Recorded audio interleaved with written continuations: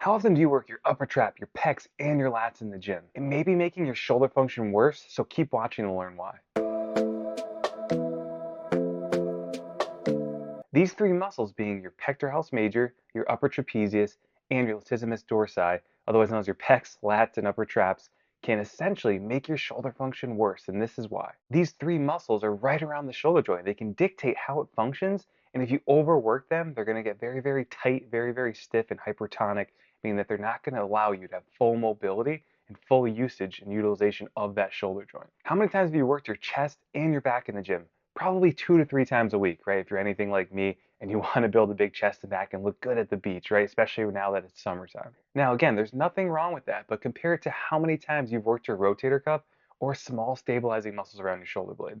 On average, weightlifters, including myself, spend 80% of their time around building up those muscles, being the upper traps, the pecs, and the lats over and over and over again. And it's essentially because they want that fuller, kind of nice thick appearance or that V taper starting from the top of the chest down to the waist. And that's completely fine if you're a bodybuilder, right? But if you're not a bodybuilder and you're kind of doing exercise for longevity and to feel good and for overall health and avoidance of pain, your body's going to require rotator cuff work, even though we can't see those small little stabilizing muscles pop as much as we do, the three that I just mentioned. Now, these three muscles are also referred to as the primary movers, okay? Primary movers just mean that they help move the joint, okay? So they help move your shoulder joint, and we're going to get into the functions of each of those three being the upper trapezius, pectoralis major, and also the latissimus dorsi. And keep in mind that this is different than the rotator cuff because the rotator cuff is like a steering wheel on your car. It helps steer and kind of control the joint essentially, while the bigger muscles support and stabilize the joint. So upper traps, what are they and where are they located? What do they do, right? Upper traps are kind of right under the ears, running all the way down to kind of the sides of the shoulder there.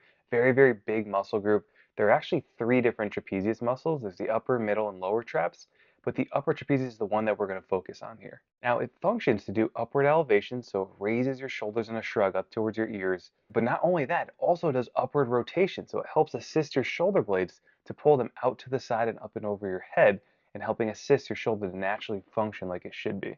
Now, most people think those are the only two functions, but there's actually two more functions, and the other two functions are that it adducts your scapula, meaning it pulls your shoulder blades together towards your spine, and it also can allow your cervical spine or your neck to move into extension, bringing your head all the way back. So you can see this muscle is very big and it gets overworked in a lot of people because it does so many different motions at the neck and the mid back that sometimes like overworking it means that it's just working too hard and it's doing too much of the work, and that's why you get those knots and little irritations in that upper trap and you feel like you need a massage all the time over and over and over again. Now, moving on, we're going to talk about the pectoralis major. Okay, there are two pec muscles. There's the pectoralis major and then there's the minor underneath the major. Okay, we're going to focus on the major just because it's the main muscle group that most people tend to overwork, and it's the biggest and most hypertrophied muscle through people like weightlifters. Now, this muscle actually starts on the collarbone here and on the sternum in the middle of the chest, and it goes and inserts all the way to the end of the humerus bone, right to the edge of the shoulder joint.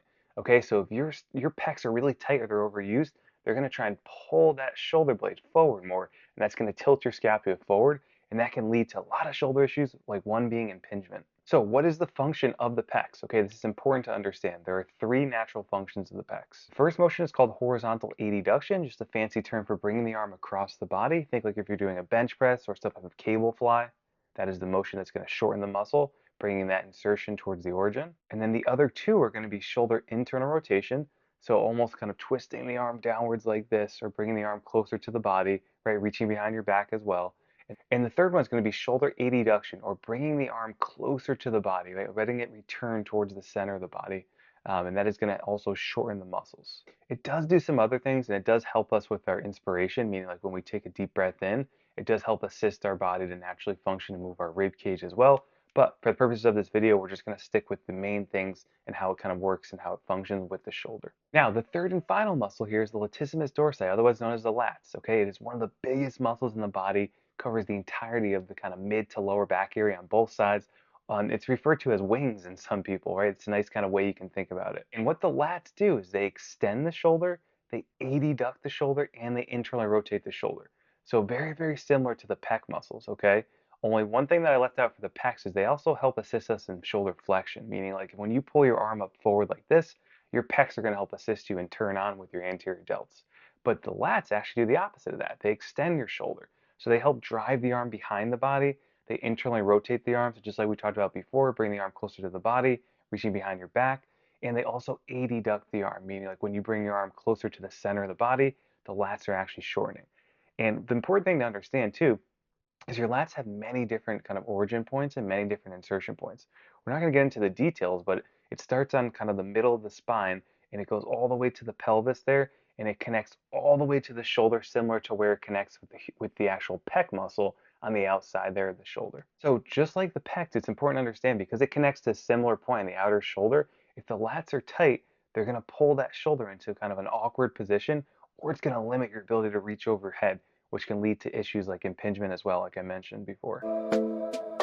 And if you're ready to fix your shoulder pain, let's take a break from the video here. Join my free Facebook group, NTS Shoulder Pain Relief Method, where you can get a free shoulder pain fix demo, and you can reach out to me directly through direct messenger, and I can help set up an assessment for you to get things figured out. Now back to the video. Now, with these three muscles, it's important to really understand why we're talking about it. And the reason why is because if you overuse these muscles, they get hypertrophy, meaning they get big and bulky, and they get very tight and stiff. So now you understand, just to recap, where the upper traps are located, what their function is, where the pectoralis major is located and what the function is, and what the lats are and where they're located. Okay, like deeper meaning of what they do, meaning that they move the joint, right? They're the primary movers, and they're the muscles that we work the most because it's what every gym machine tends to target. It's what every workout tends to focus around.